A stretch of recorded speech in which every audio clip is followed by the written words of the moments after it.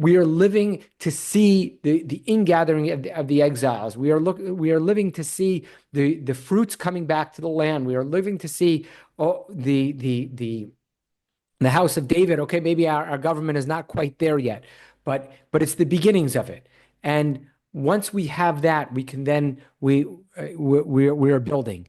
And I think we have these two things. We have the laughing and we have the crying there simultaneously. And that comes out as prayer, right?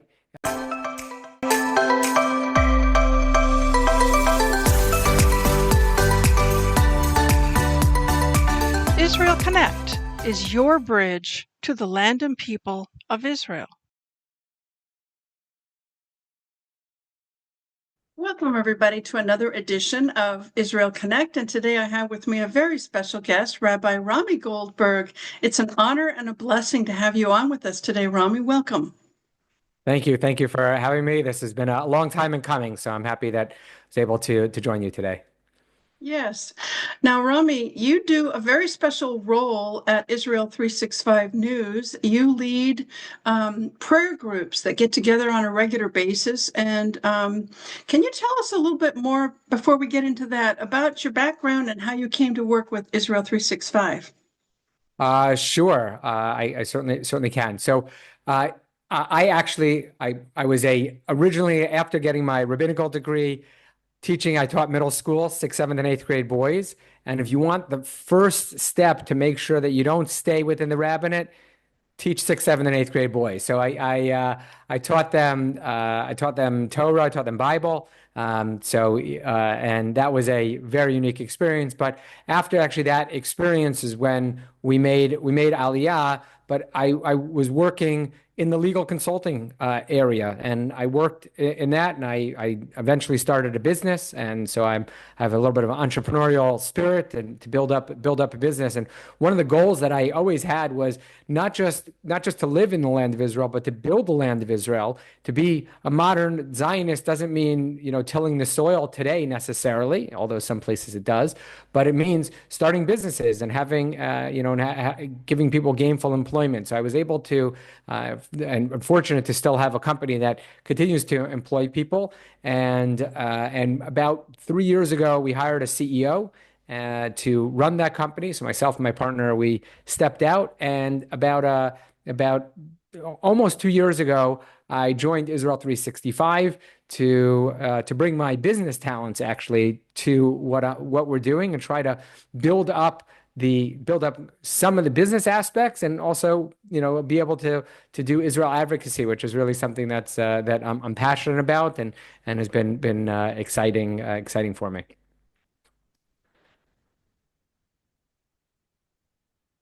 Prayer groups that you facilitate with Israel 365, they're online and they're on a Zoom-like platform. Can you tell us more about that? Sure. Yeah. So I actually do two of the main kind of public facing things that I'm involved with is, number one, I have a monthly prayer call, which we bring on amazing Jews and Christians who pray, and we really come together and we pray for the land of Israel. We pray for Judea and Samaria. We pray for our soldiers and all sorts of different things. So that's one of the things that I'm working on. Another one is I have a podcast called Biblical Money. And that is really just been amazing. Obviously, I mentioned some of my business background, and I've been interviewing CEOs and executives and people who are really involved in the business world and talk to them about faith and finance, business, and the Bible. And so that is really also a tremendous blessing that you can actually find on YouTube. All of those are on YouTube. But coming back to the prayers, we really try to find amazing pastors and rabbis and lay leaders and young leaders to go ahead and to be involved with our prayers. And it's just been a real blessing that several hundred people join every single time we do it. So it's really been amazing. Wow. So you are an Orthodox Jew, I believe, and you're working with Christians to bring us together on the same platform to pray. Why reach out to Christians to pray with Jews on the same platform together? What benefit or blessing have you seen from this? Yeah, so when we think about it, it's not just Jews and Christians, it's the entire world. I mean, it's not something that we limit. For the most part, it tends to be Jews and Christians because we do share a holy book, and we're the only two religions that share this holy book and have that same reverence, as opposed to other religions that are out there. But ultimately, if you take a look in your background, the site of the Holy Temple, which I'm happy we don't see what's there today, but I mean you can move in, but that ultimately is called the place of the temple. The temple is called Ki Beit Tfilah L'chol Amim, that it is called a house of prayer for all the nations of the world, and all the nations are going to come up to Jerusalem. And it's fascinating. We look at you turn on any news station, and I literally every single day I go to the New York Times, right? And why do I go to the New York Times? I love to see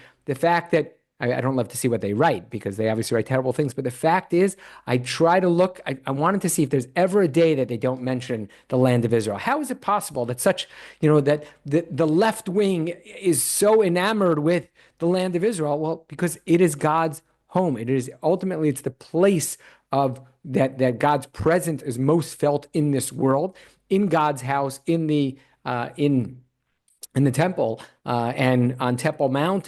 And someone told me recently that there are more news people and from Reuters in Israel than the entire continent of Africa. And we know that the land of Israel is the land that God's eyes are on from the beginning of the year until the end of the year.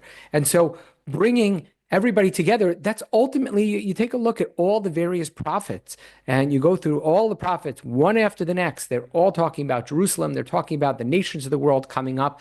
The prophet in I think it's Yeshayahu, Isaiah, and he talks about Ki mitzion tetzei Torah, that out of Zion, out of Zion will come Torah, will come teaching. And there it doesn't necessarily mean the letter of the law, but it means the spirit of the law. It means that people will be inspired, and that Israel will become the place that inspires the rest of the world.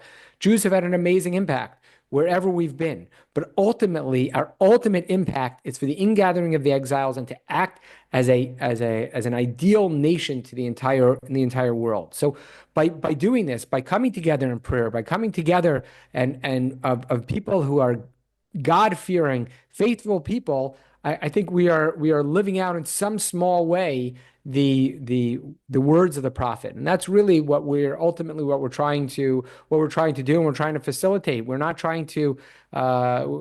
just doing this as like, okay, it's a nice thing to do, but we are doing it because we see this as we march into the end of days, and as that all people will come to see God and to see the glory of God, and that will emanate from the land of Israel. So in some small way, maybe I could do it virtually where I bring people in. And it's really amazing because we have people from all corners of the world. At the beginning of prayer, I always try to, ask people where they're from. And we get people from India, and it's 9:00 at night. So this could be 1 o'clock in the morning. People want to tune in. They want to know what's going on in the land of Israel. And so they all tune in to make that connection. They want to know how they can support and bless the land of Israel. And so we have different campaigns also that we run, and so we've collected for widows and IDF soldiers and orphans and the needy, and the list goes on and on. We also bring over young Christians to come be inspired in the land of Israel and then become inspired here and bring that faith back to their community. So there's so many different things that we are doing, praying for, and thinking about on these prayers, and that's why it's really just been a blessing to bring together the two communities which have sat far apart, and we certainly have our differences, and but certainly moving forward, we need to find a certain amount of reconciliation and to come together within these prayers.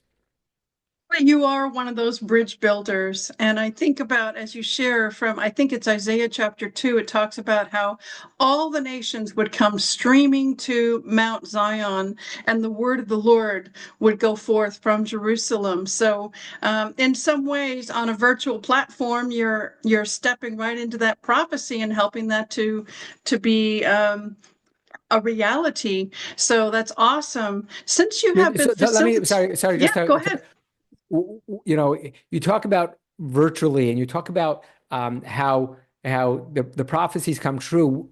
I think many of us have like an image in our head that like, okay, everyone's gonna that when the prophets talk, and we're gonna go back to that time where everyone's wearing loincloths and headdresses and the whole bit. And I wanted to share a story which I think is so so meaningful as far as this particular what it will look like. So many years ago, when my knees were a little bit better, I ran in the Jerusalem Marathon. And the Jerusalem Marathon, it's unbelievable. And just you're running through the streets of Jerusalem. There's thousands of people out. It's really just something that is amazing for anyone who has not done it or been there to see it. It's really an amazing thing. And I ran with a group of pre-college, post-high school students that were studying in the land of Israel for a year. And we got up really early to pray.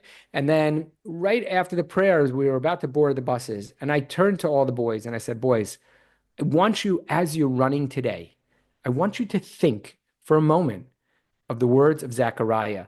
I believe it's Zechariah 8, but I might be wrong on that, that it says that in the end of days, there's going to be boys and girls playing and running through the streets of Jerusalem, and the elders and the older people are going to be sitting on the sides watching them. And I said, just realize what's happening. That's what the prophets we're talking about. They're talking about what's unfolding today in a marathon.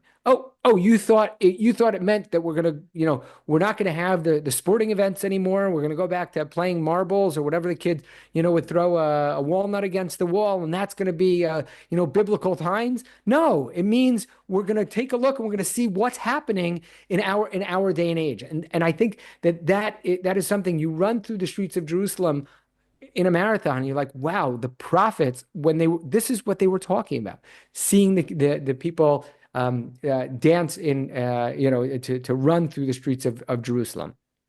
So yeah. Awesome. Thank you for sharing that.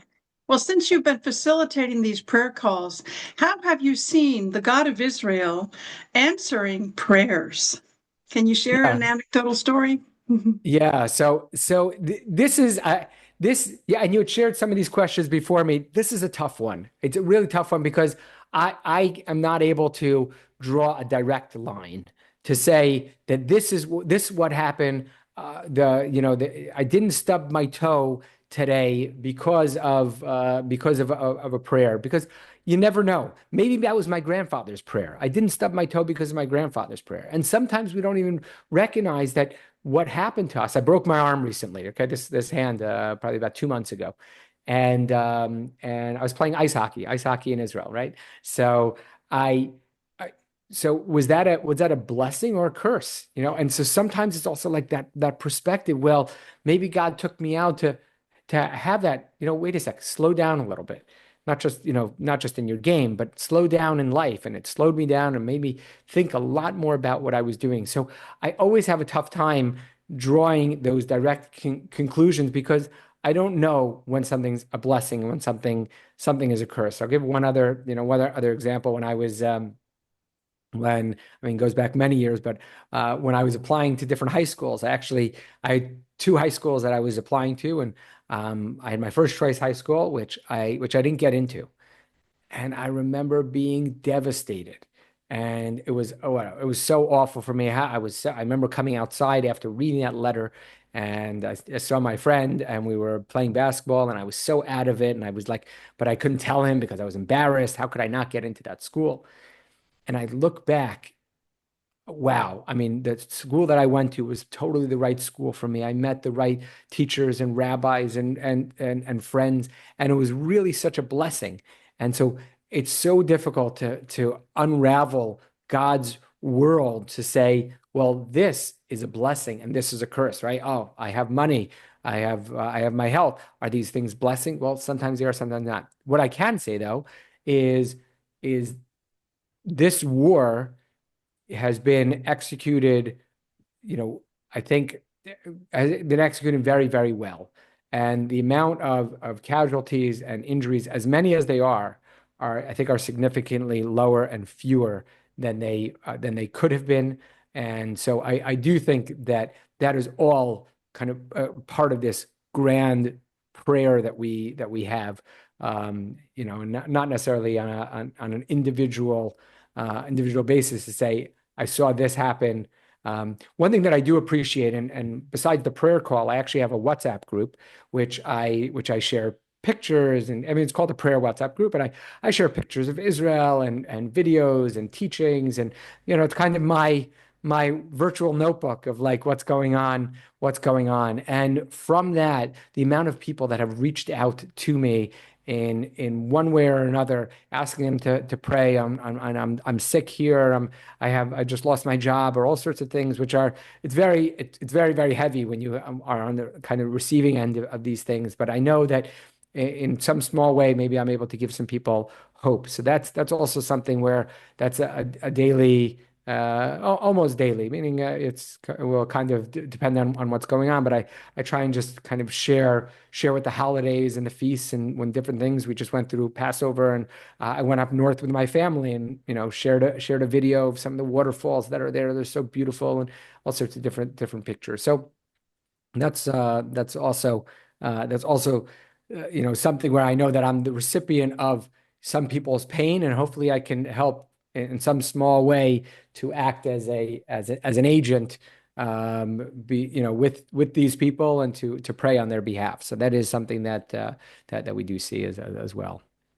I appreciate what you say about trying to make a direct connection, but sometimes we can see a general principle about how the hand of God is moving. And so, for example, a lot of Christians here in America were praying over the elections that just took place last fall in November.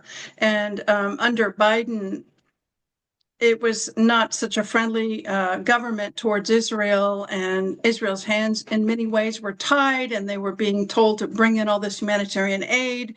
And now with, for example, a lot of Christians were praying about the Mike Huckabee recommendation to be the ambassador to Israel. A lot of prayer covering that, and that we would have more leaders coming from America that were pro-Israel friendly. And so, once he was confirmed and he's now the official ambassador, such a huge answer to prayer. Many, many Christians praying that the leadership would reflect our heart, that we want our government to be very much a strong advocate and defender and friend of Israel. So it's good to see. I like to look for, how does God move when we pray? Sometimes we can pray and then just forget about it. And it's like, oh, but he heard, and he's going to move. And it may not be a direct, event, a direct tie, but you can see kind of a general trend, or you can see his hand beginning to move. And so I'm so glad, and many, many Christians are very, very happy to see a new government, a new leadership in place, the Trump leadership, that is so much more Israeli friendly and standing with Israel. And there can be individual challenges within the government of individuals that maybe are a little bit of a bump in the road. So you keep on praying, Yeah. So No, I totally, I totally hear that. I happen to have actually been at the Western Wall on Friday, and Mike Huckabee came for a visit. So I did see him, and I got to shake his hand when he was here. So that was a pretty amazing experience. But what I will say is, because God is so infinite and He's working with so many different pieces, it's extreme. Like, I'll give you an example. That when Biden won last time around, how many people felt that their prayers were not answered, right? Meaning, and people, well, Trump should have won a second term. I think in some ways, Biden winning the last term was amazing for America, Why? Because it uncovered so much of the craziness because we were all kind of humming along and okay, you want to have these pronouns, you want to call it that. Once it became so crazy, all of a sudden it's like, okay, we need to shift back. And I there is an awakening amongst the young to come back to church and to synagogue and to say, wait a second, well, we need to do something differently. And so I do think in some ways answering of the prayer to that Trump wasn't elected. Now, I will say, and I always say this with reservations, we do say Al tiftach b'nedivim. We say this is in the Psalms. I'm trying to think. I think it's in like the 140s or so that um, uh, do not put your faith in the nobles, right? Meaning that's something where we have to be very careful because as much as we have to continue to pray that God continues to inspire Trump's heart as he did with King Cyrus, because just as easily, I mean, we see he goes back and forth on different things, and he seems to have surrounded himself with the right people, and God willing, he'll continue to do that. But I'm always hesitant to put any real, real, power, give any deference to the leader. And I'll say one other verse. We say, "Leiv malachim b'yad Hashem." The heart. I think it's in Proverbs that the heart of the king is in the hand of God. So ultimately, it's Trump can make whatever decisions he wants, but it's God who is really pulling the strings and getting us to where we need to get to. Think of book of Judges and how there was all this ongoing cycle. And when the people would drift away from God and getting into idolatry or sin and not pay attention to the Torah, the word of God, then they would come under trials and sufferings and come under oppression from an oppressive king. And then they would cry out to God. And then he would raise up somebody like Samson or Deborah or Huldah, and they would be delivered from all of their afflictions. But then they would get comfortable and start going back into their comfort zone and drift away from God. And then they would cry out to God. So maybe the last 4 years under Biden was perhaps maybe the Lord was allowing America to come under a form of judgment so that we would cry out, so that we would turn back, so we would wake up from our slumber and our comfort zone, because a lot of us became very, very uncomfortable under the previous administration. And so maybe there was an element of that going on too. So who knows the ways of God? His ways are higher than our ways. And, so another question I wanted to ask you is, have there been, do you have any special aha or takeaway moments that you've experienced in bringing Jews and Christians together to pray? Yeah. So at this point, it's been once a year, but hopefully we're going to be doing it more often. We every year at the National Religious Broadcasters, the NRB Association has a big conference, and we have an amazing event that we've done the past 2-3 years. And right after that, we have a Shabbat. And we have a Shabbat of Jews and Christians coming together. So 2 years ago was in Nashville. This past year, 2 months ago, was in Dallas. I was not able to attend because I broke my hand just moments before. So my trip to Dallas will only be in June. But that event last year when I was in Nashville was just a wow. We prayed together. And we sang, we danced in the synagogue in Nashville, and it was really just a coming together to, as children of Abraham, Isaac, and Jacob, to form those bonds and to pray together. It was really just something, I walked out of there on cloud nine, and it just an amazing event. And as much as we do it online, and it's really nice, but there's definitely something about being together with people face to face, and where you're actually praying together and worshiping together, that is really something very special. So that really is something amazing. So kind of reminds me of the Psalm. I think it's Psalm 133, how blessed it is when the brethren dwell together in unity. It is like the dew from Mount Hermon that comes down the mountain, or the oil that goes down Aaron's head, down to his beard, down to his feet. And when the brethren come together in unity, that's when God commands the blessing. So I think there's a huge blessing in the work that you're doing in bringing Jews and Christians together, either in person or online, to pray. There's a huge blessing in it. And I just have a sense that it brings a great smile. It brings joy to Hashem's heart, to the Father's heart. Have there been any challenges that you've come across in bringing Jews and Christians together? Any special situations that are a learning, a takeaway, any challenges?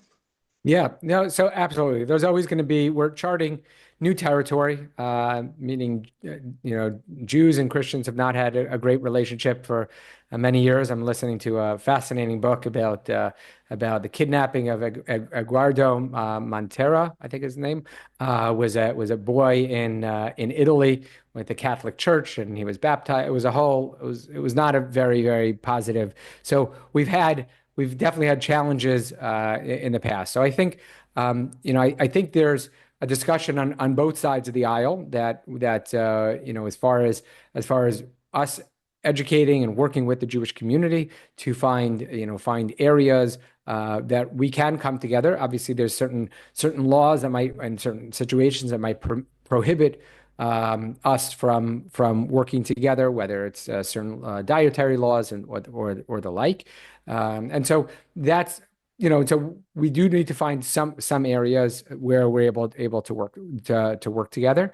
I do think that under this new administration, there certainly has been an opening, and people are seeing how Jews and Christians need to work together. It's not an option anymore in order to push forward an agenda that looks at the areas that we have in common, not necessarily focus on the specific areas, but let's focus on family values, and let's focus on workmanship and honesty and everything else that that we value, and look at the areas that we value. And yeah, there's certainly going to be areas of disagreement, and there's going to be a line where on both sides, we're not going to cross. So I do think that's kind of on the Jewish side. On the Christian side, I think there's education that needs to happen as far as not to proselytize towards Jews, and we certainly understand within the Christian religion, part of the worship is to evangelize and to go out there and to spread the word, and that's certainly a very important thing. Not to the Jewish people. I mean, that has to be a ground rule, because if that's going to be the situation, and that we have a no proselytizing as does the state of Israel, that proselytizing is where we need to draw the line. Proselytize.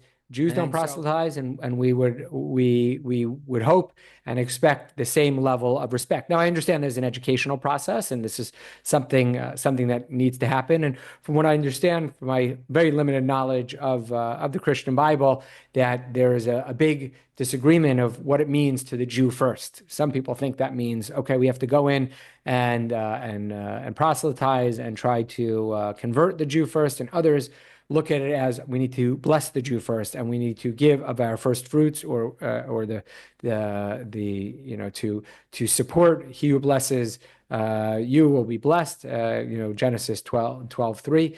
And so those are kind of some of the challenges that we have seen on both sides, and I think it is an educational process on both sides to get to a point where everybody understands the ground rules. We've actually prepared kind of like a primer for people who are visiting, Christians who are going to a Jew's home, a little bit about what's going to happen, and kind of the service and the order towards things, and also what's appropriate and what's inappropriate, both in terms of dress, in terms of questions, in terms of how to approach. So those are, I think some of the areas I think that on both sides we need to work on. Excellent. Appreciate your sharing. I think I agree with you on what you've shared, and what we need to focus on is what we have in common, that we share values in common coming from the Hebrew scriptures.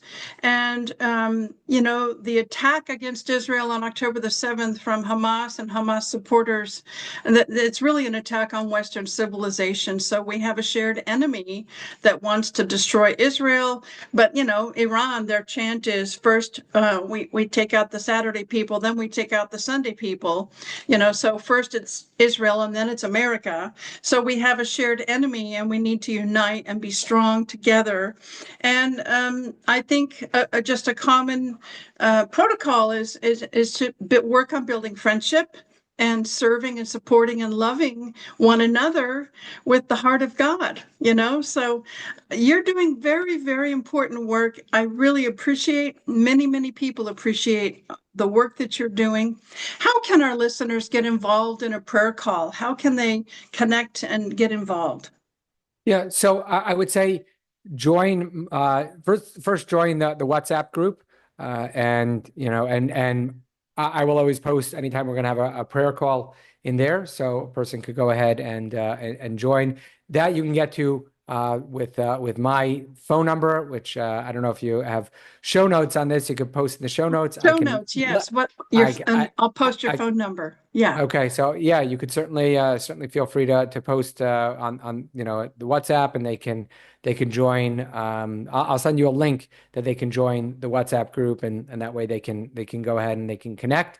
They can also go onto Israel365.com and subscribe to our newsletter, and we are constantly our daily inspiration, where we send out amazing articles and inspiration and different verses. We also have a news site. And so you can get two different newsletters. One is news and one is daily inspiration. But on the site, you'll see daily inspiration, and that will also advertise anytime that we have a prayer call.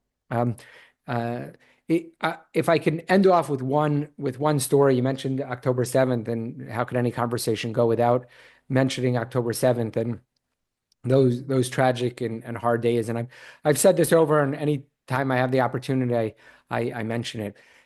If you take a look where you roughly where you're standing, maybe a little bit actually to the right of on Mount Scopus, the rabbis tell a story in the Talmud of the great Rabbi Akiva.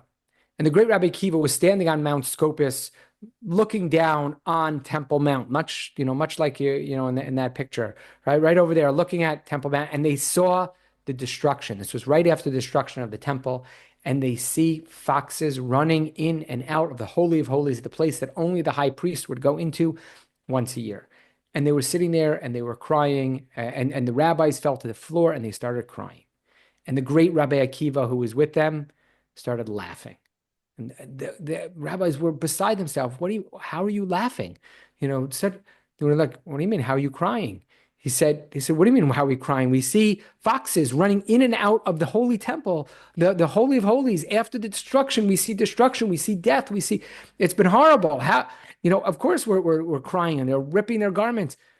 And so Rabbi Akiva said, that's exactly why I'm laughing. Because now that I see the prophecies of Jeremiah coming true, I know that the prophecies of the redemption will also come true.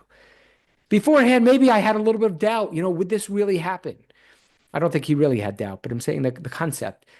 But now that I see it, I now know that we are on the road to redemption. And I often think about this, the contrast of the laughing and the crying happening simultaneously. October 7th was awful, and it was a terrible hit, and it's still going on, and we're still fighting a terrible war. And we lost another soldier this week, and I have my wife's on the convoy that was hit. She happened to have not been there that day, but two of her friends lost legs that day. So we're talking about the worst of times, and we have to cry and continuously cry, and there's never a moment to stop. But simultaneous to that crying, we're living in an age of redemption. We are living to see the ingathering of the exiles. We are living to see the fruits coming back to the land. We are living to see the house of David. Okay, maybe our government is not quite there yet, but it's the beginnings of it. And once we have that, we can then we are building. And I think we have these two things. We have the laughing and we have the crying there simultaneously, and that comes out as prayer. right? Yaakov, which Jacob, his name comes from Akev. Akev is the ankle. Why? Because he was grabbing onto the ankle of Esau. He's the lowest on the lowest rung. He's named at the end Yisrael. Yashar Kel means he's straight. He's amazing. And the Jewish people have both of these things. On the one hand, we are the ankle at times, and we're trodden on, and it's terrible. And other times, we are mighty, and we are moving forward. So I think that's where we are holding within history. And please God, we will see the final redemption speedily in our days. It's been such an honor and a pleasure to have you today. Thank you so much. Thank Blessings. you. Thank you. Blessings to you as well.